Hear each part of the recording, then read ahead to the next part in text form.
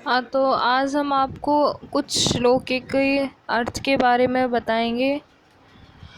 कामे हस्ते हृतज्ञाना प्रपगन्ते अनदेवता तन्यमास्थाय प्रकृत्या नियता स्वय। तो इसका हम आपको अर्थ बताएंगे। जिनकी बुद्धि भौतिक इच्छाओं द्वारा मारी गई है, वे देवताओं की शरण में जाते हैं और वे अपने अपने स्वभावों के अनुसार पूजा के विशेष विधि विधानों का पालन करते हैं। यहाँ यह साफ कहा गया है, जो काम द्वारा निर्देशित होते हैं वे भगवान कृष्ण की पूजा न करके देवताओं की पूजा करते हैं।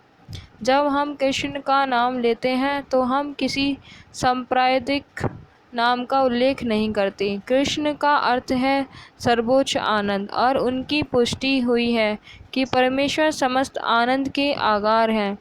हम सभी आनंद की लालसा में लगे रहते हैं।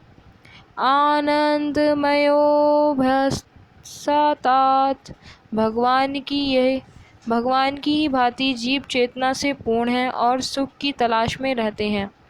भगवान तो नित्य सुखी हैं, और यदि जीव उनकी संगति करते हैं तो उनके साथ संयोग करते हैं तो वे भी सुखी बन जाते हैं। भगवान इस मर्त्य लोक में सुख से पूर्ण अपनी वृंदावन लीलाएं प्रदर्शित करने के लिए अवतरित होते रहते हैं।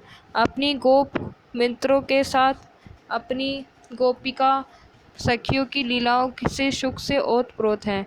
वृंदावन की सारी जनता कृष्ण के अतिरिक्त अन्य किसी को नहीं जानती थी, लेकिन भगवान कृष्ण ऐसे थे कि उन्होंने अपने पिता नंद महाराज को भी इंद्रदेव की पूजा करने के लिए निरुत्साहित किया, क्योंकि वे इस तथ्य को प्रतिष्ठित करना चाहते थे कि लोगों को किसी भी देवता की पूजा करने की आवश्यकता नहीं है।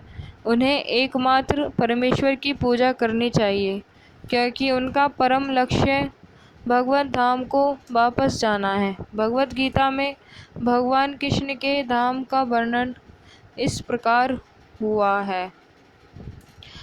तो भारतामृत सर्वस्य विष्णुवक्तादिनिश्रतं गीतागण्डोदकं पीत्वा पुनर्जन्म न विद्यते। जो गंगा जल पीता है उसे मुक्ति अवश्य मिलती है, अतएव उसके लिए क्या कहा जाए जो भगवत गीता का अमृत पान करता हो। भगवत गीता महाभारत का अमृत है, जो इसे भगवान कृष्ण ने स्वयं सुनाया है। भगवत गीता भगवान के मुख से निकली है और गंगा भगवान के चरण कमलों से निकली है। निस्संदेह भगवान के मुख तथा चरणों में कोई अंतर नहीं है, लेकिन निष्पक्ष अध्ययन से हम पाएंगे कि भगवत गीता गंगा जल की अपेक्षा अधिक महत्वपूर्ण है। सर्वोपनिषदो गावो दो गधा गोपाल नंदन पार्थो वत्स शुधि भोक्ता दुग्ध गीतामृतम महत। यह गीतोपनिषद भगवत गीता, जो समस्त उपनिषदों का सार है, गाय के तुल्य है, जो ग्वाल बाल के रूप में विख्यात भगवान कृष्ण इस गाय को धो रहे हैं। अर्जुन बछड़े के समान है, और सारे विद्वान तथा शुद्ध भक्त भगवत गीता के अमृत दूध का पान करने वाले हैं। मनुष्य जल में स्नान करके नित्य अपने को स्वच्छ कर सकता है, लेकिन यदि कोई भगवत गीता रूपी पवित्र गंगा जल में एक बार स्नान कर ले तो वह भव सागर की मलिनता से सदा सदा के लिए मुक्त हो जाता है। मलिनो मोचनम पुषा जलन स्नान दिने दिने सकृत गीतामृत स्नानम संसार मलम नाशनम। Thank you very much.